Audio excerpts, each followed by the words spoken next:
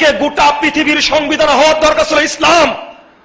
1945 সালে যখন জাতিসংঘ গঠিত হয়, তখন জাতিসংঘের মহাসচিব সব দেশের সংবিধান চেয়েছিলেন। সবাই সংবিধান জমা দিয়েছিল। বাদশা ফয়সাল সৌদি আরবের শাসক গিয়ে ঢুকলেন, একটা সাদা কাপড়ে মুড়ানো একটা বই দিচ্ছেন। মহাসচিব সাহেব তিনি খুলে দেখছেন মহাগ্রন্থ আল কোরআন। বলছেন, কি ব্যাপার, আপনি এটা কেন নিয়ে আসছেন? আমি তো চেয়েছি আপনার দেশের সংবিধান। বাদশা ফয়সাল বলছেন, শুনুন মহাসচিব সাহেব, আমি আমার দেশের সংবিধান সেটাই যা বিশ্ব ইতিহাসের সমস্ত সংবিধানকে বাতিল করে দিয়ে সর্বশ্রেষ্ঠ সংবিধান হিসাবে আল্লাহর পক্ষ থেকে নাজিল হয়েছে, সেই মহাগ্রন্থ আল কোরআনই হলো আমার দেশের সংবিধান। কেন সকল দেশের অন্তত 57টা মুসলিম রাষ্ট্র সবাই বলতে পারতো না?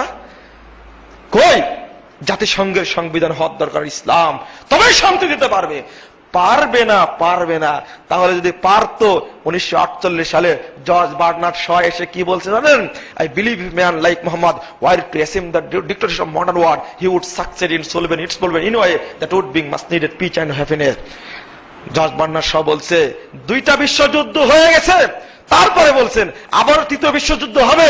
তবে আমি বিশ্বাস করি, যদি আজকের এই নৈরাজ্যের যুগে, রক্তের হোলি খেলা চলছে, দুর্নীতির যুগে, যদি মোহাম্মদের মতো একজন ব্যক্তি এই বিশ্বের দায়িত্ব গ্রহণ করতেন, সমস্ত দুর্নীতি, অনাচার, অত্যাচার সবকিছু দূর করে দিয়ে গোটা বিশ্বব্যাপী শান্তি এবং সুখের বন্যা বয়ে দিতেন।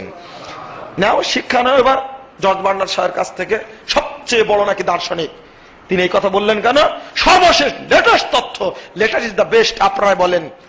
এনসাইক্লোপিডিয়া ব্রিটানিকার মধ্যে লাইফ অফ মোহাম্মদ আলোচনা করতে গিয়ে সর্বশেষ তথ্য দিচ্ছে কি, of all the religious personalities of the world, Muhammad was the most successful. পৃথিবীর বুকে যত ব্যক্তি এসেছে যাবত, তার মধ্যে সবচেয়ে সফল এবং শ্রেষ্ঠ ব্যক্তি হলেন মুহাম্মদ রাসূলুল্লাহ সাল্লাল্লাহু আলাইহি সাল্লাম। মুসলমানদের লজ্জা হয়নি, এখনো লজ্জা হয়নি।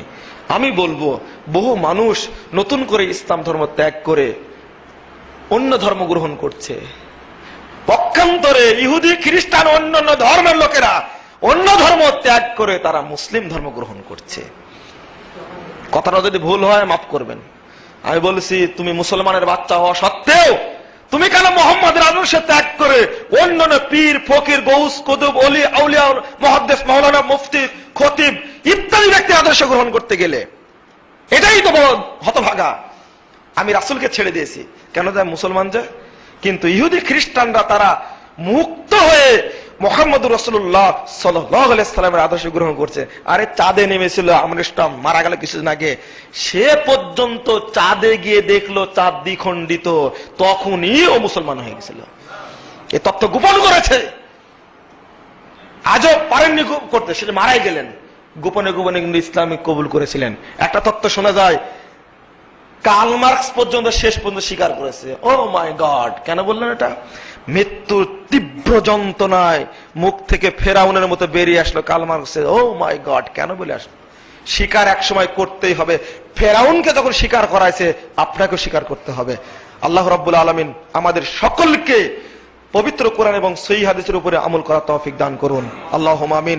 সমস্ত ব্যক্তির অনুসরণ আকীদা বাদ দিয়ে একমাত্র মুহাম্মদ রাসূলুল্লাহ সাল্লাল্লাহু আলাইহি সাল্লামের আদর্শ গ্রহণ করার তৌফিক দান